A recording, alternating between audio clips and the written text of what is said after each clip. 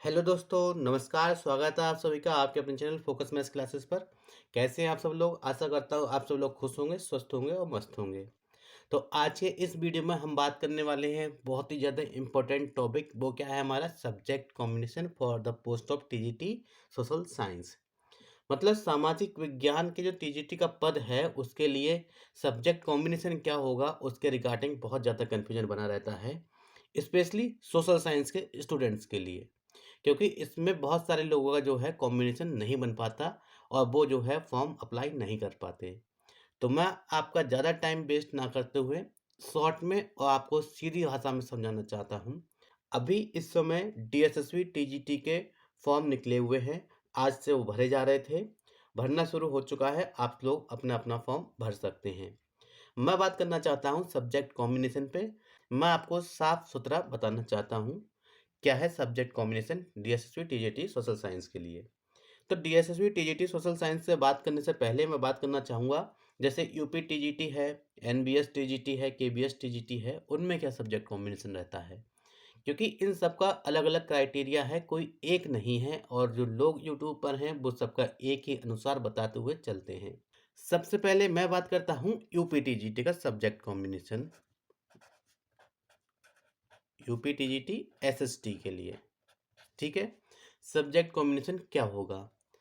तो यूपी का जो है हिसाब अलग चलता है थोड़ा सा। उनके रिगार्डिंग 4 सब्जेक्ट होते हैं एसएसटी में।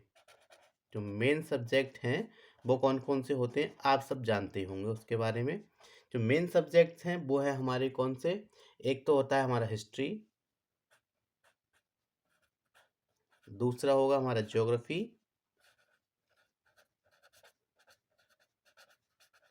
ठीक है, और तीसरा होता है हमारा इकोनॉमिक्स, और चौथा होता है हमारा पॉलिटिकल साइंस या पॉलिटी, ठीक है। ये मेन सब्जेक्ट होते हैं यूपी टीजीटी एसएसटी पद के लिए। अब बात करते हैं कॉम्बिनेशन की, कि उनके रिगार्डिंग जो यूपी टीजीटी का फॉर्म भरते हैं एसएसटी पोस्ट के लिए, तो उनका क्या सब्जेक्ट कॉम्बिनेशन होता है उसके बारे में बात करते हैं।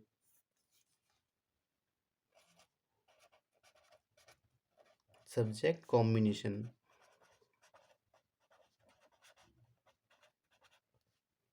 यहीं पे आके जो मेन चीज़ है वो हमारी कहानी शुरू होती है कि सब्जेक्ट कॉम्बिनेशन क्या रहेगा। बहुत सारे लोग ग्रेजुएशन में अलग अलग सब्जेक्ट ले लेते हैं, ठीक है, उसकी भी एक अलग दुविधा है, वो मैं आपको अभी बताता हूँ। तो यूपी टीजीटी जो कि है यूपी एससी एसएसबी इसका एग्ज़ाम कराता है, उसके रिगार्डिंग उसके अकॉर्डिंग उनका सब्जेक्ट कॉम्बिनेशन है, तो वो बनते हैं सब्जेक्ट कॉम्बिनेशन दो। उनके अनुसार जो दो सब्जेक्ट होने चाहिए फाइनल में, ठीक है ना। क्या? फाइनल में दो सब्जेक्ट पढ़े हुए होने जरूरी हैं, ठीक। कोई से टू सब्जेक्ट। अब टू भी कौन कौन से होंगे, ठीक है ना। अब उन्होंने इन दो सब्जेक्ट्स में भी एक कंडीशन लगाई है कि फाइनल में आपने दो तो पढ़े हैं, लेकिन उसके साथ एक कंडीशन है। वो क्या? उनके हिसाब से जो हिस्ट्री है, ठीक है, एक कॉम्बिनेशन ये है कि हिस्ट्री के साथ कॉम्बिनेशन हो, ठीक है। उनके हिसाब से सिर्फ और सिर्फ दो ही कॉम्बिनेशन है, एक हिस्ट्री का कॉम्बिनेशन है और एक कॉम्बिनेशन है ज्योग्राफी का,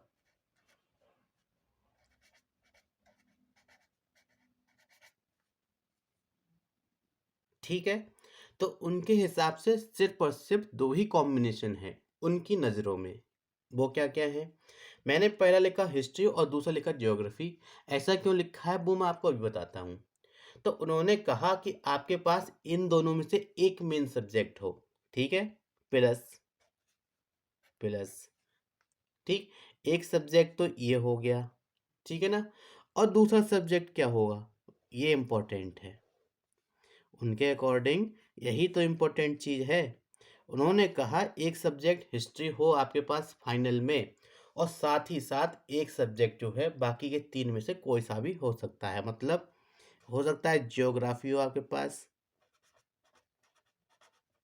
ठीक है, हो सकता है इकोनॉमिक्स हो,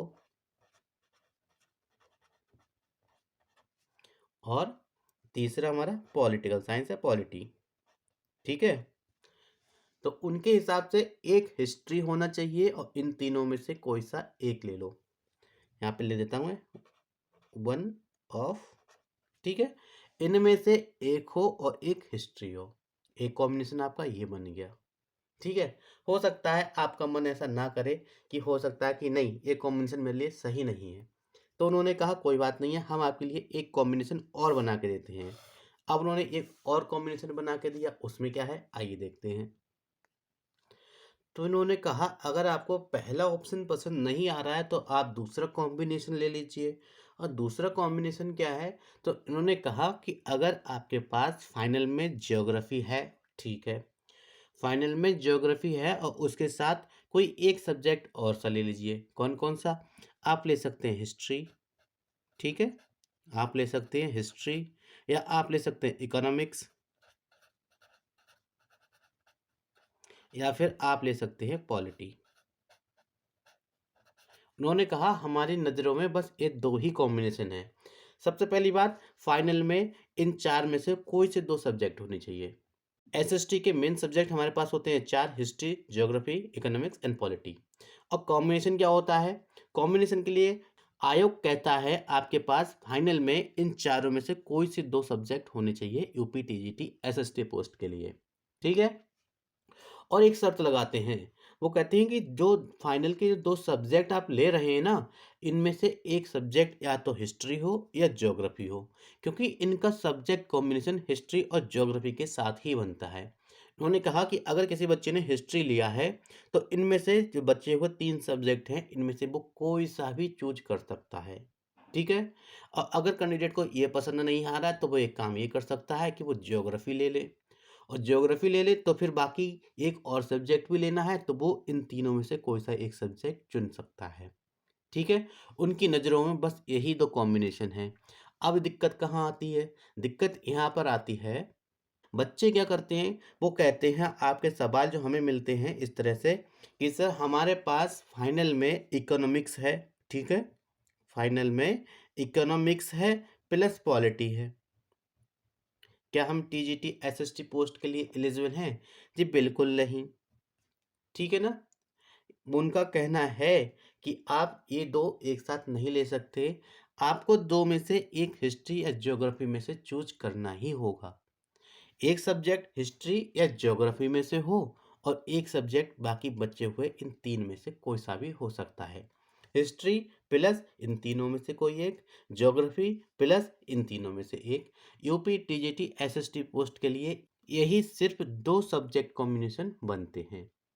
ठीक है? क्लियर हो जाना चाहिए। आपको मैंने पहले ही बता दिया कि इकोनॉमिक्स प्लस पॉलिटी नहीं हो सकते, या इकोनॉमिक्स के साथ में कोई और ले लो नहीं हो सकता, या हिस्ट्री के साथ में कुछ लोग क्या करते हैं कि सोशियोलॉजी भी ले लेते हैं, ठीक है? नहीं हो सकता। सब्जेक्ट यूपी टीजीटी की नज़रों में यही चार होते हैं, हिस्ट्री, ज्योग्राफी, इकोनॉमिक्स, पॉलिटी। तो स्टूडेंट को इन्हीं चार में से पढ़ना है। अगर कोई व्यक्ति उठा के क्वेश्चन पूछता है कि सर हमारे पास इन चार में से कोई और से पाँच में है, तो भाई आप नहीं भर सकते उसके लिए। ठीक है? आपको फाइनल में दो सब्जेक्ट ये दोनों में से कोई से पढ़े हुए होने चाहिए। ये है यूपी टीजीटी एसएसटी पोस्ट का क्राइटेरिया। अब मैं इसमें आगे बात करता हूँ एनवीएस का। ठीक है? एनबीएस और केवीएस का एलिजिबिलिटी क्राइटेरिया एसएसटी पोस्ट के लिए एक जैसा है। वो क्या है अभी बताता हूँ मैं आपको। अब हम बात करते हैं एनबीएस टीजीटी एसएसटी पोस्ट की एलिजिबिलिटी क्राइटेरिया, और साथ ही साथ बात करेंगे उसका सब्जेक्ट कॉम्बिनेशन। हम सब जानते हैं कि एसएसटी में मेन सब्जेक्ट कौन कौन से होते हैं, history, geography, economics and polity, या पॉलिटिकल साइंस कह सकते हैं। ठीक है? अब बात करते हैं इसके सब्जेक्ट कॉम्बिनेशन की। ठीक है ना? सब्जेक्ट कॉम्बिनेशन, क्योंकि दिक्कत इसी में है। मैं आपको समझाना चाहता हूँ जो यूट्यूबर्स अफवाह फैला रखे हैं कि ऐसा नहीं वैसा, वैसा नहीं वैसा, मैं उसको क्लियर करना चाहता हूँ कि एनबीएस, केबीएस, यूपीटीजीटी और डीएसएसबी ने क्या लिया है, उसमें आपको मैं कंफर्म बताऊंगा और साथ ही साथ डिफरेंस भी बताऊंगा। अब इसमें भी सेम वही है कि आपके पास इन चार सब्जेक्ट हैं, इस चार सब्जेक्ट में से एक आपके पास हिस्ट्री होना जरूरी है। ठीक है? हिस्ट्री होना ज़रूरी है, या कहूँ कि आपके पास ज्योग्राफी होना ज़रूरी है जैसा कि यूपी में था। एक सब्जेक्ट को आपको ये हो जाएगा। उनकी नज़र में भी दो ही कॉम्बिनेशन है, या तो आप ये वाला कॉम्बिनेशन यूज कीजिए या ये वाला कॉम्बिनेशन यूज कीजिए। उनके पास भी दो ही तरीके हैं। अब उन्होंने कहा कि एक चीज़ तो क्लियर है कि आपके पास हिस्ट्री या ज्योग्राफी में से एक सब्जेक्ट तो होना ही होना चाहिए प्लस, और ये एक सब्जेक्ट किस में होना चाहिए, ये होना चाहिए फाइनल में। ठीक है, ये भी होना चाहिए किस चीज़ में, फाइनल में। इतना हो गया। इसके अलावा अब कह रहे हैं कि आपके पास एक सब्जेक्ट और होना चाहिए, वो कौन सा, आप ले सकते हैं ज्योग्राफी। अगर आप हिस्ट्री लेते हैं तो ज्योग्राफी, इकोनॉमिक्स और पॉलिटी में से कोई एक और होना चाहिए। ठीक है, एक इम्पॉर्टेंट चीज़ और है, वो मैं अभी आपको बताता हूँ। और अगर आपने पास ज्योग्राफी है फाइनल में, तो आपके पास इनमें से कोई एक सब्जेक्ट होना ज़रूरी है, या तो हिस्ट्री, या तो इकोनॉमिक्स, और या फिर पॉलिटी में से कोई एक आपके पास ज़रूर हो। ठीक है, अब जैसे हमने आपको अभी बताया कि आपके पास यूपी टीजीटी में ये कंडीशन थी कि आपको ये दोनों सब्जेक्ट जो है फाइनल में पढ़े हुए होने ज़रूरी है ग्रेजुएशन के। ठीक है, एनवीएस और केवीएस दोनों ही ये बात नहीं कहते, वो थोड़ा सा हट के कहते हैं। वो क्या कहते हैं, वो कहते हैं कि आपके पास फाइनल में या तो हिस्ट्री हो या ज्योग्राफी हो। ठीक है, इन दोनों में से कोई एक होना कंपलसरी है आपके पास। और उसके अलावा कॉम्बिनेशन बात तो करते हैं हमेशा दो सब्जेक्ट की। उन्होंने कहा और आपके पास ये तीन जो बचे हुए हैं, ये तीन जो हैं बचे हुए, इन तीनों में से कोई से एक सब्जेक्ट आपका कम से कम 2 साल तक पढ़ा हुआ होना जरूरी है, एटलीस्ट 2 इयर्स। ठीक है ना, कौन से वाले, ये जो तीन सब्जेक्ट हैं, वो तो फाइनल में जाना ही है, या तो हिस्ट्री या ज्योग्राफी फाइनल में कंपलसरी है। इनके अलावा आपके पास फाइनल में कोई और भी है तो आपका कॉम्बिनेशन नहीं बनेगा। फाइनल में हिस्ट्री या ज्योग्राफी कंफर्म होनी ही चाहिए। उसके अलावा कोई सा भी इसमें से एक सब्जेक्ट आपके पास कम से कम 2 साल तक पढ़ा हुआ होना जरूरी है। जैसे यूपी में है बाध्यता कि नहीं, आपके पास तीनों साल तक दो सब्जेक्ट होने जरूरी हैं। यहाँ पे थोड़ी सी आपको सहूलियत है कि कम से कम 2 वर्ष आपके पास पढ़ा हुआ इनमें से एक होना चाहिए। एक कंडीशन तो ये हो गई, एटलीस्ट 2 ईयर्स तक होना चाहिए। उसके अलावा ये एक कंडीशन और रखते हैं, वो क्या है, वो कहते हैं कि आपके पास ग्रेजुएशन में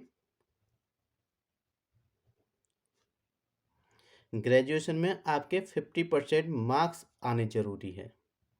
ठीक है, अब इसका बहुत लंबा लॉजिक है, वो क्या, ये कहते हैं आपके पास 50% मार्क्स लाना कंपलसरी है। कैसे, एक तो टोटल, ठीक है, टोटल भी आपके पास 50% होने चाहिए। और साथ ही साथ इन्होंने एक चीज़ और कह देते हैं कि सब्जेक्ट वाइज भी आपके पास, ठीक है ना, सब्जेक्ट वाइज भी आपके पास 50% होना कंपलसरी है। ऐसा नहीं है कि आप हिस्ट्री में 70% ले आएँ और ज्योग्राफी में जाके या फिर इकोनॉमिक्स में जाके 40% ले आएँ तो आप एलिजिबल नहीं हैं। भले ही आपकी परसेंटेज जो है 55 या 60 जितनी भी हो टोटल, लेकिन अगर सब्जेक्ट वाइज भी आपके पास 50% नहीं है तो आप इसके लिए एलिजिबल नहीं हैं। ये होता है एक्स्ट्रा बेनिफिट एनवीएस और केवीएस में। ठीक है, आपको मैं दो बता चुका, यूपी टीजीटी का एसएसटी का कॉम्बिनेशन बता चुका, एनवीएस केवीएस का टीजीटी एसएसटी का कॉम्बिनेशन बता चुका। और एक चीज़ कंफर्म हमसे पूछी जाती है कि ये तो थी एक नॉर्मल डिग्री के लिए ग्रेजुएशन की, कुछ लोग क्या कहते हैं कि सर हमारे पास ऑनर्स है।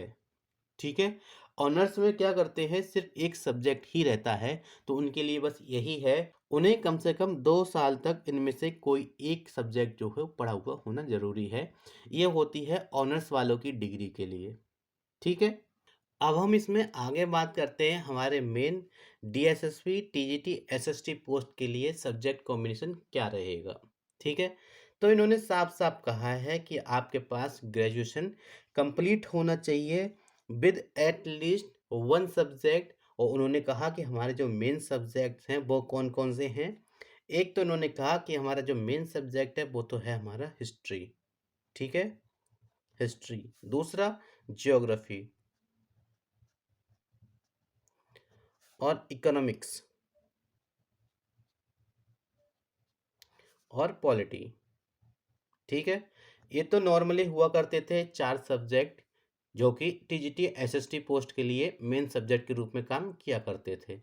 लेकिन डीएसएसबी क्या करा कि एक कदम आगे जाके उन्होंने जो बीकॉम वाले कैंडिडेट होते हैं उनके लिए भी एक मौका दिया। उन्होंने कहा कि हम टीजीटी एसएसटी पोस्ट में कुछ सब्जेक्ट्स और ऐड कर रहे हैं, जैसे कि एक तो हमारा है सोशियोलॉजी। ठीक है, दूसरा क्या है, दूसरा है हमारा बिजनेस स्टडीज।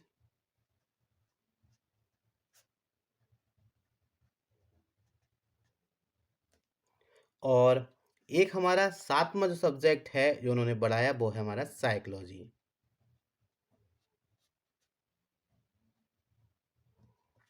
अब इसका क्या, तो आपने अगर नोटिफिकेशन पढ़ा है पेज नंबर 13 पे उन्होंने साफ साफ लिख रखा है कि आपका जो ग्रेजुएशन है वो ग्रेजुएशन में इन 7 सब्जेक्ट में से कोई एक सब्जेक्ट होना कंपलसरी है। क्या, कि वन ऑफ these subject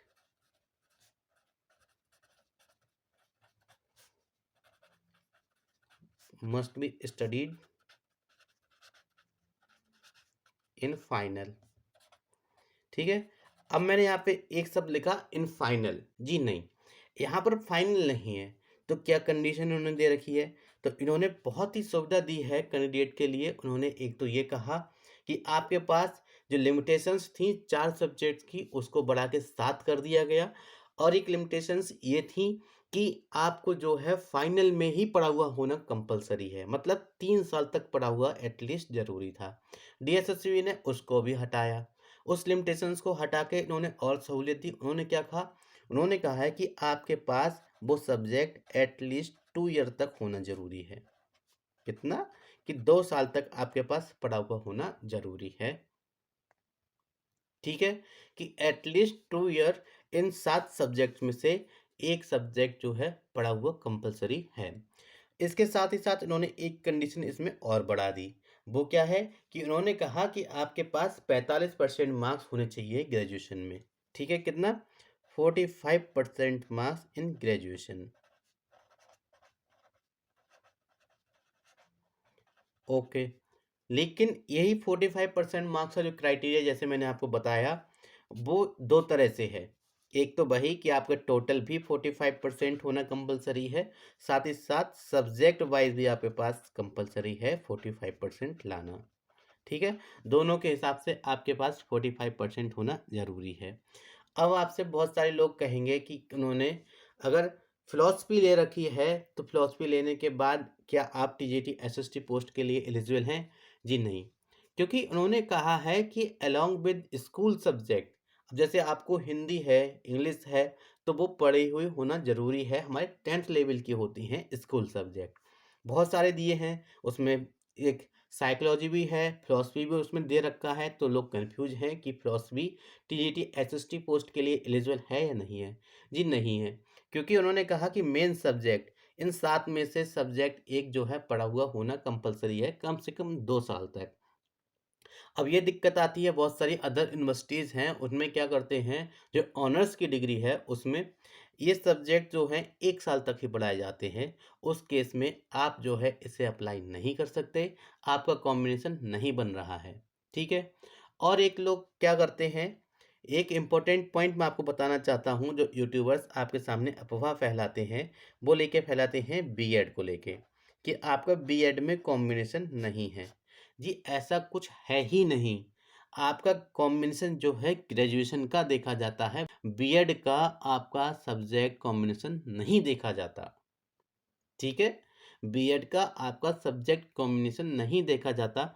मेरे साथ जितने भी, मैंने बहुत सारे अलग अलग जगह के टीचर्स हैं केवीएस में, एनवीएस में और यूपी में भी जो लगे हैं उनसे पता किया है। उन लोगों ने साफ मुझे बताया है, जो लोग वहाँ काम कर रहे हैं, गवर्नमेंट एम्प्लॉय हैं, उनसे मैंने बात की है, बीएड का कोई कॉम्बिनेशन देखा ही नहीं जाता। देखा जाता है तो आपके ग्रेजुएशन का कॉम्बिनेशन, कि क्या आपका ग्रेजुएशन का कॉम्बिनेशन बन रहा है। कैंडिडेट परेशान होते हैं बीएड को लेकर। ठीक है, और एक चीज़ और मैं इसमें ऐड ऑन कर देता हूँ। इसके लिए भी बहुत ज़्यादा इम्पोर्टेंट है बताना, लोग सीटेट को लेकर भी थोड़ा-सा कन्फ्यूज़ हैं।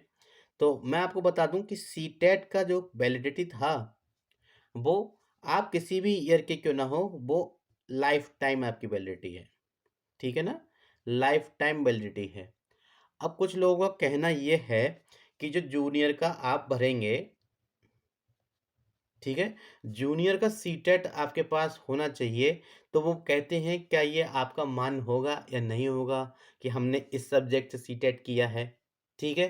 हालाँकि बात सही है, अगर आप मैथ के स्टूडेंट हैं, मैथ और साइंस के स्टूडेंट हैं, ठीक है? आपने बीएससी की है और आप चाहते हैं सीटेट जो है जूनियर का, उसमें एसएसटी को फिल करके उसको सॉल्व कराते हैं, तो ये गलत है। ठीक है? आप जिस सब्जेक्ट के हैं, आप उसी सब्जेक्ट को चूज़ करके सीटेट दिए हुए होने चाहिए। और एक चीज़ इसमें मैं आपको साफ बता दूँ कि इसका जो वैलिडिटी है ना, वो वैलिड तभी है जब आपने या तो ये सीटेट जो है बीएड आपके यहाँ जो भी कोर्स हो, वो बीएड का फर्स्ट ईयर कंप्लीट होने के बाद किया हो। फर्स्ट ईयर कंप्लीट होने के बाद किया हो। ठीक है?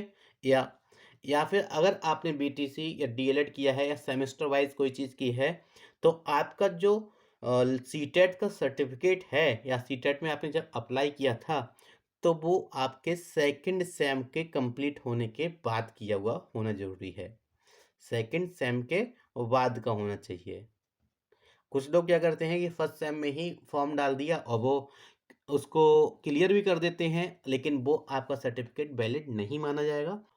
आशा करता हूँ मैंने आपके सारे कन्फ्यूजन दूर किए हैं। साफ-सुथरी भाषा में मैंने आपको अलग-अलग एग्ज़ाम्पल लेके समझाया है। तो अगर आपको मेरा वीडियो अच्छा लगे तो प्लीज़ मेरे चैनल को सब्सक्राइब ज़रूर करना। Thank you, thanks for watching, thanks a lot.